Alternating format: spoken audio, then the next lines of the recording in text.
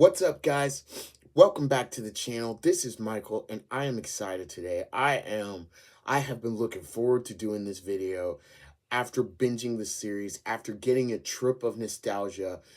I am so excited to talk about it. Now, as you know, we're in the Halloween season, so we're talking about all things spooky, all things undead, all things scary, all things horror, everything you can think of. So, I decided to go back into the archives.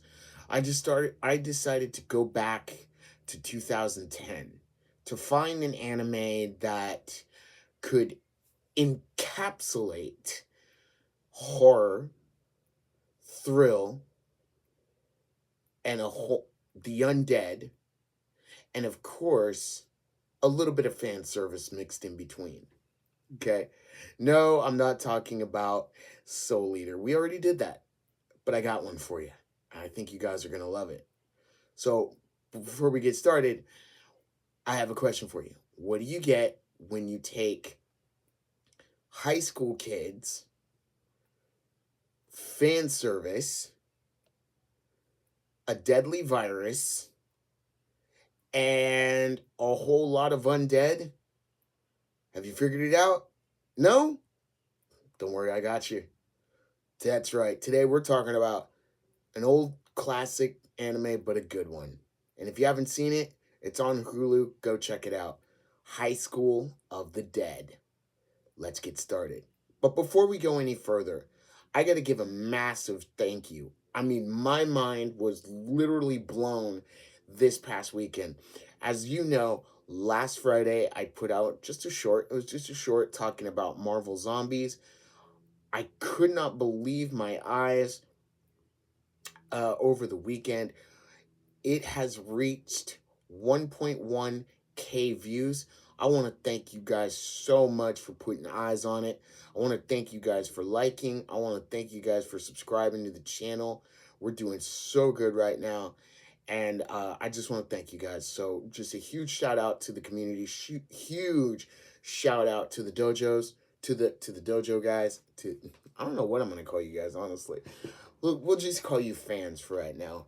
So, huge thank you to the community, and we're gonna keep rolling. So now that that's out of the way, uh this one might be a little bit of a long video, just to kind of give it whatever, but I promise it's gonna be a good one. So let's get started. All right, guys. So now, we've all asked the question a whole bunch of times, what would you do if there was a zombie apocalypse, right? I mean, there's themes built up around a zombie apocalypse, right? There's been shows, there's been, you know, The Walking Dead, Resident Evil, you know what I mean, right? And I feel like I'm forgetting something. Oh, I think that's something different. Either way, okay, back on topic. So here's the thing, right? We often think about what would we do, right? And like I said, there's themes, right? But what if you had no time to plan? What if you were just going about your daily life and all of a sudden a virus that you have no idea was even happening, but all of a sudden you start to see the undead. A virus has been released, but you don't know that. But all of a sudden you start to see a zombie, right? And at first you think it's just a disease, they're sick or something like that. They're not feeling well until they bite you and then they kill you and then you become a zombie, right? Well, here's the thing. For the students at Seiji Academy, that's exactly what happened. And what we're going to talk about today is we're going to talk about the impact. We're not going to talk about the virus itself. We might go into that, but we're going to talk about the characters. We're going to talk about the students that we follow in this story. We're going to talk about how the world that they knew has been turned upside down in the moments of one single day, right? What was supposed to be a normal average school day turns out to become a fight for their lives, a fight for survival, a fight to hope that their families, that the rest of the world will survive. We're talking about High School of the Dead. So we start off on the top of a roof with a man named Kuro. Well, not a man, but a high school kid named Kuro Takashi, right? Now, Takashi is basically having a flashback moment. He's remembering to when he was a little kid, and he's remembering to the girl he likes, Rei Miyamoto, right? The only thing is that Rei Miyamoto and him used to be an item. I say used to be because she got bored and she ended up going out with Takashi's best friend, Hasashi, right? And because of this, Takashi kind of resents her, and he, you know, tries to mostly keep to himself, right? He thinks everything is boring. He doesn't find life interesting. And he's basically up on the roof skipping classes because he's just bored. But until that fateful day. In the beginning of the show, it's Takashi that is actually narrating this story. He was fine until that day. The previous day before was just your normal day. But this day, not even he would know what was going to happen. This day was going to be different. And so, when the outbreak starts and zombies start attacking the school, the undead start attacking the school, kids are, the other students are panicked, they're dying, the teachers are gone, and everything like that. It's up to Takashi and his classmates to get out. To get out of Seiji Academy before they're eaten, before they are turned into the undead, to survive. But before they do, they have a casualty, Wasashi. And even though Rei Miyamoto, she thinks that everything's going to be okay, it is Takashi that says, no, things have changed. And is he scared? Absolutely. But he realizes that the only way that they're going to survive is they're going to have to fight for their lives. He realizes that staying on top of the roof, because that's where they went to find safety, isn't really the best place. That they have to find some way out. They have to see who else has survived. They have to find out what's going on. They have to get to the truth. And so, he gathers up his courage, grabs Miyamoto, and says, we gotta fight to go downstairs. We gotta see who else has survived. Now, those are our first main two characters. Let's talk about the others. Let's talk about Takagi, and let's talk about Haruna. I think it's Haruna.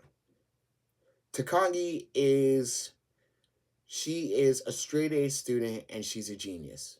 Self-proclaimed genius. She knows a lot of information, but man, does she have a hot temper, for sure. She treats everyone like they are beneath her. And we're going to talk more about Takagi in a little bit. But now let's talk about Haruna. Haruna, or Koda. Koda Haruna is your basic run-of-the-mill, picked-on kid, right? He's a little bit overweight. He's your geeky nerd that, wears the glasses, gets picked on and everything like that because he's into manga, otaku, comics. And if you guys have been into comics or you guys have felt outcast, that would be him. The thing is, though, when the zombie apocalypse happens and he's forced to protect Takagi, his true side comes out.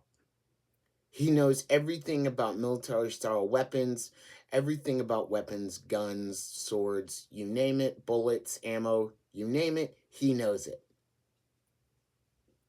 That's who he is.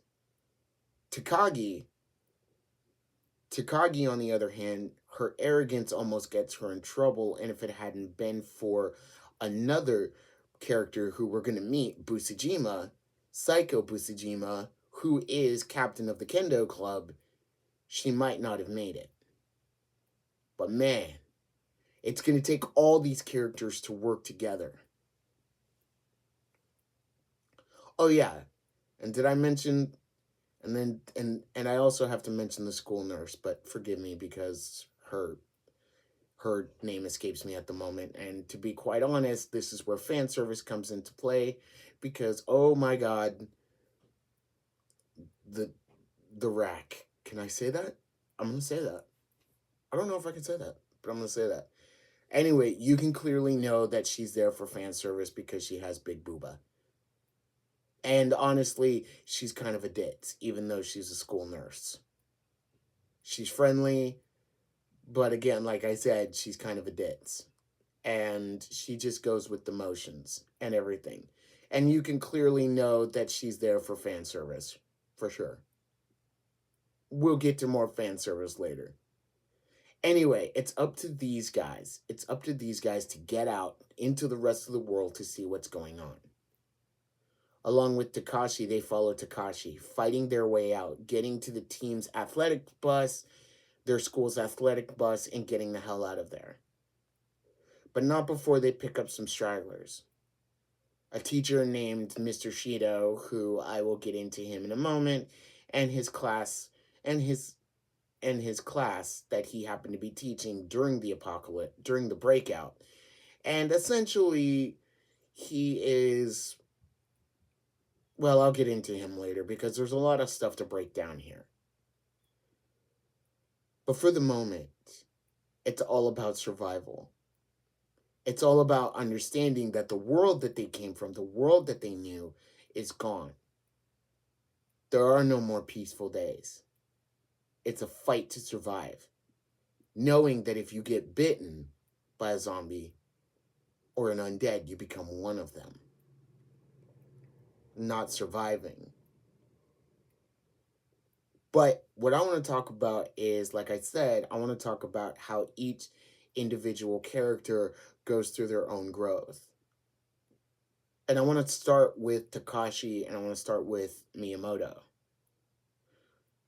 As I've stated before, Takashi and Miyamoto they were in a relationship. Essentially, from what I gather, she wanted to take the relationship to another level, and for him, it's not that it wasn't interesting, it was just in her mind she felt someone better in Hasashi. What's messed up, and I'm not totally clear, but I'm thinking Miyamoto actually cheated on him, Takashi. In fact, I'm now sure of it. But after Hasashi's death, because he was bitten by one of the undead and he was turned into a zombie, Takashi has to be the one to end his life. Rei does kind of resent Takashi, but eventually she understands. All these characters eventually grow from the life that they knew. Takashi and Rei understand that things aren't the same as they were, that their lives will never be the same. And so with that, they are forced to change. This is a situation where you can't take things lightly. This isn't a game. This is real. This is real life now. This is the real world. It's kill or be killed. And now every student must understand this. For Rei and Miyamoto, through this whole experience, where once they had animosity for each other, they now have to not only learn to trust each other, and they do, but they also start to understand that, they also start to understand that their connection that they once had starts to grow once again. It's amazing how when you think that you're done with someone, or you think that you want to sever ties, or they don't mean anything to you, it's amazing in the middle of a zombie apocalypse and everything else. It's amazing that you start to understand that no, I need them. And maybe even though that Takashi keeps to himself, he realizes that he needs the other classmates, and they come to realize that they need him. So now we're going to talk about walking or Haruna. We're going to talk about uh Koda. As I've stated before, he's an unpopular person. He is basically your average run of the mill picked on by bullies because I'm interested in nerdy things and that's not cool. But after the outbreak happens, like I said, his true self comes out. And his actual otaku skills, his nerd skills actually come into play. Whether it's talking about information, his history about how his family went to different places and trained with different people and met different people actually comes into play, where no one believes him because they see him, they see that he's overweight, they see that he's, not very popular. They don't believe him until the outbreak happens and he knows how to shoot a gun. And he starts with a nail gun.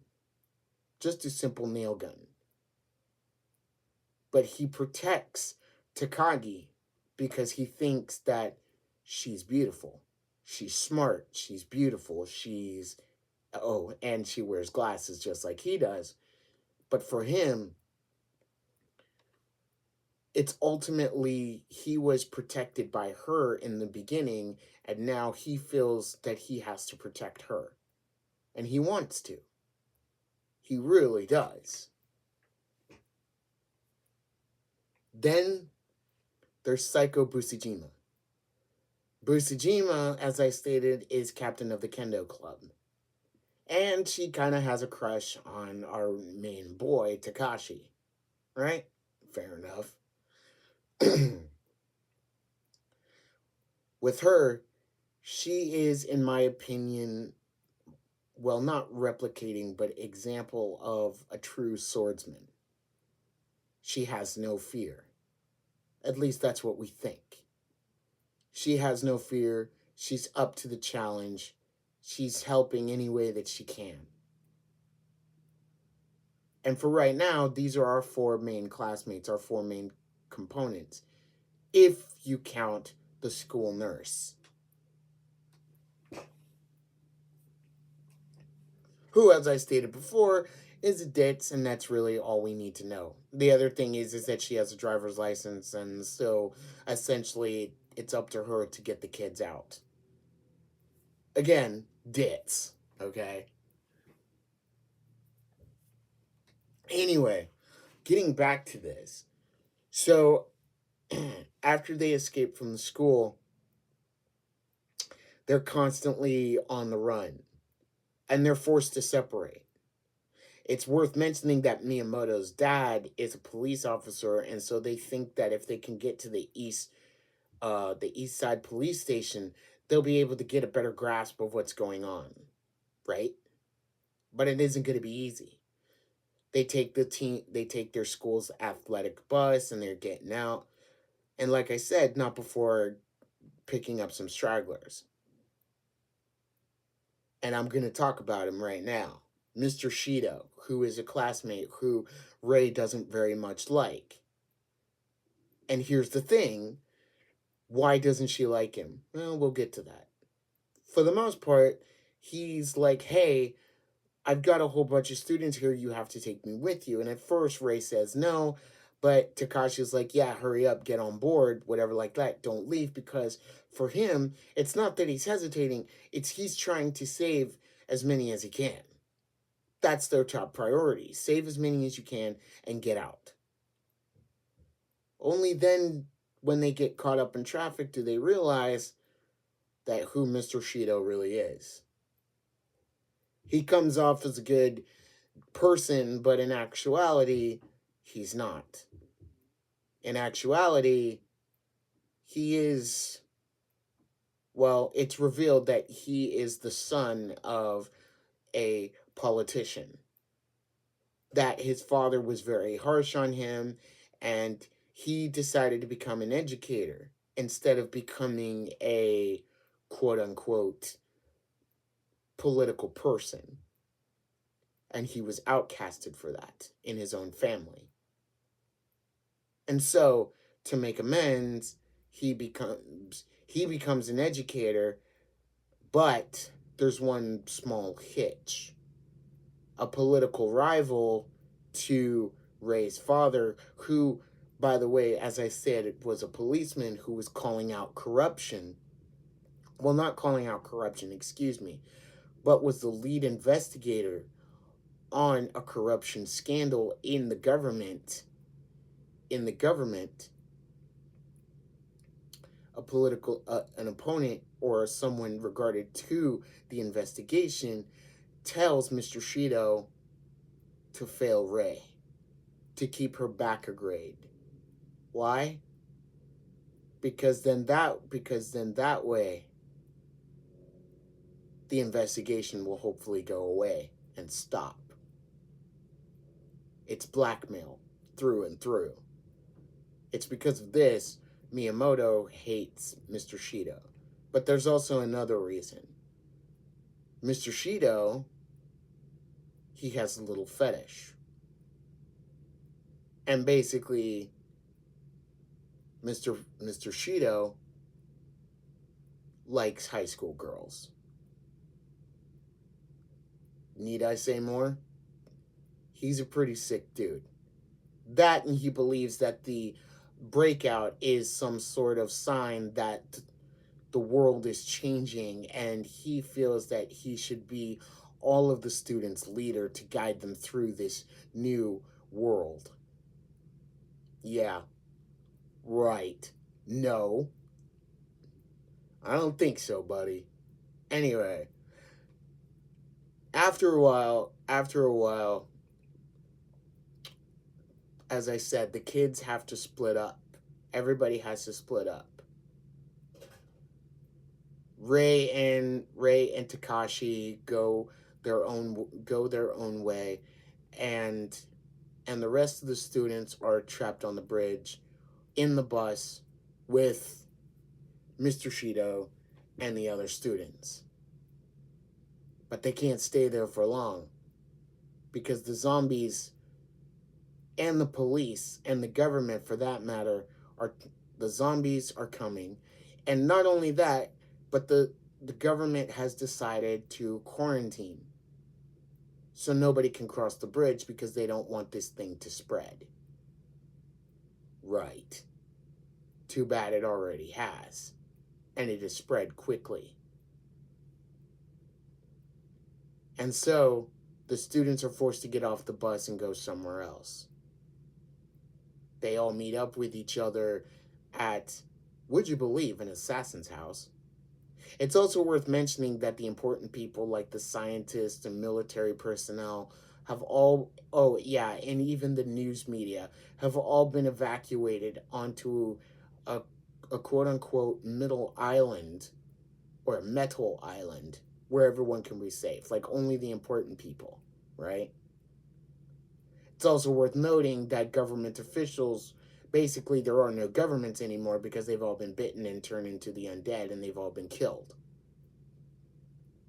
It's lawlessness. It's literal hell. But it isn't always easy, is it? So let's talk more about the characters. Eventually, when they find a little bit of respite, we find out more about the characters. And yes, this is where fan service comes into play, believe you me. Because, like all good anime guys, you always have to have a bath scene. Yes, you always have to have it. Always do. And yeah, let me just tell you, after rewatching this series, because I watched this years ago, but like to be fair, I didn't remember the fan service scenes. And then once I saw them, I'm like, words I cannot say on YouTube. It was glorious. There were things. There were so many things and emotions. Anyway, sorry about that. Back on track here. As we learn more about the students, we learn about Takashi's integrity to wanting to keep everybody safe. They pick up a little girl along the way who has lost her father. Her father, who was trying to get her into a shelter to be protected, is literally killed right in front of her because now fear has started to set in with the regular populace. Who can you trust? Who's not an undead? How do you know they're not infected? Kind of sounds familiar, doesn't it? To be fair, as I kept watching this anime, some things started to click for me. The government closing things off in quarantine, police maybe losing their integrity, even if they're wanting to do the right thing. How about how about a virus that nobody knows anything about? How about the simple fact that everyone was just trying to survive? Kind of sounds familiar, doesn't it? Yeah, doesn't it? Even in the anime, they make comparisons the Spanish the Spanish flu, the Black Plague, whole 9 yards. Yeah, we can relate to that. Either way, eventually they make it. They make it to Takagi's house, and it's revealed that she is the daughter of a financial businesswoman and a military general. She has been groomed to be perfect. She's been under stress. And in fact, it's even safe to say that Takagi even hates her family. Because to her, she had to be perfect. She had to be the genius. The house had to be perfect. The parties had to be perfect. The clothes had to be perfect. The image had to be perfect. Takagi wasn't allowed to be herself. But with her classmates, she is allowed to be herself. She's allowed to be, quote unquote, normal. And yes, she has a hot temper, don't get me wrong. But she's been holding it in for the whole time. Back during the school when she was almost eaten and turned into an undead, if it hadn't been for Busujima and Haruna, she wouldn't be here. But she ends up letting herself breaking down her barriers. She lets herself go and she starts crying because she realizes that she was a scared and helpless girl. And that's the thing. The journey here for all these characters, the growth is that before they were just living their daily lives, going about it, keeping their insecurities, keeping themselves inside, putting on a mask for all to see because they had to. Because at school, right? You want to be the friendly person. You want to be the strong person. You want to be the girly girl. You want to be the popular girl. And of course, you're the nerd. But then when pardon my French, ladies and gentlemen, when shit gets real, you find out that your true self comes out, whoever they are. And that's what happens to Takagi. You find out that she's just like her dad. She's just like her mom. She's hard to the core. And even though that she kept it inside and she resented her mother and father, she comes to realize that they both loved her very much in the end. While they make their escape at the end of the series, her mother and father say, "We'll hold him off. You guys need to go and help Takashi find his family, find other survivors." They know they're not coming back. But in the end, Takagi realizes her mother and father really did love her.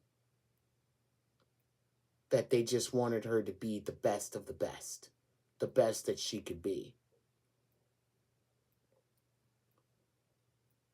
And then there's Busujima. Busujima's fear is actual killing. Is basically for her, she was attacked by somebody while walking home. She had her sword. It was a kendo stick. It was a wooden sword, her practice sword. But she almost beat the man to death.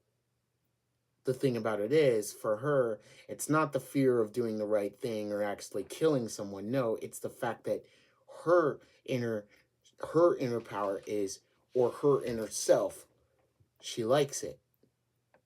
She likes losing control. Because it's not a chance of showing how much control she has. No, it's a chance to show that she is powerful. Losing control to her can be scary. Losing control can be scary for anyone.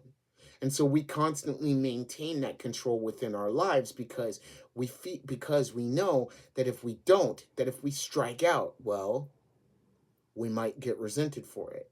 We may not be very well liked. We may get arrested.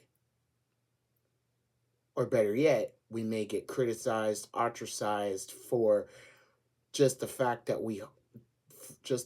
our true selves, some people may not be able to handle. But as I said, when shit hits the fan, you guys, what do? The mask comes off. And we're forced to become our true selves. Our true selves are revealed. These kids are forced to grow up fast. They're no longer kids. They're no longer high school kids just living their day-to-day lives. They're no longer students just trying to get an education. Oh, they're getting an education. But they're getting an education on how to survive, how to fight for their lives. There's no college that can teach you that, is there? Anyway, to kind of close this out, in the end of High School of the Dead, if you haven't seen it, basically, America does what we always do. it's kind of true. Is we resort to nuclear arms because we figure that that's the only way to, essentially that's the only way that we can save the planet or self-preservation. And so, but it's not like regular nuke, it's basically like an EMP and everything like that. And they try to cut off the rest of the world. I wish we would have gotten a second season of High School of the Dead because it was so good. And I really wanted to see the continued character growth between these characters, between these classmates. In a way, you could say between this family. Arusa, who's our little girl who watched her father die right in front of her eyes, basically Takagi's mother, one final thing here, tells her, you be a good girl and you become stronger. But not only that, You listen to your big brothers and sisters and you do what they tell you. She truly has become part of their family. And they also pick up a little dog called Zero, too. Little cute factor. Guys, I had a blast watching this because it took me back to an age of anime of where it was kind of like the first anime I watched when Toonami went off the air. And it was so cool, and I had fun watching it. If you haven't checked out High School of the Dead, guys, go check it out. I apologize if this video's ran a little long for you guys. I know the algorithm doesn't like that, but there was so much I wanted to say about High School of the Dead. And it is kind of a scary anime. And don't worry, guys, I'm going to continue giving you the scare, the horror, the whole 9 yards. Okay? I promise my next video, I'll clip it down for you guys, cut it down and whatever. But I had so much I wanted to talk about with High School of the Dead, so I hope you guys will forgive me. I hope the algorithm won't forgive me. But with that being said, let's wrap this up. So please like, share, and subscribe. Hit that notification bell so you know when I make another video. Let me know in the comments below, have you seen High School of the Dead or not? And also tell me, what's your favorite horror genre or scary anime? I really want to hear from you guys. And also remember, wherever you are, whatever you're doing, go make it an anime day. And I will see you guys in the next video. See ya.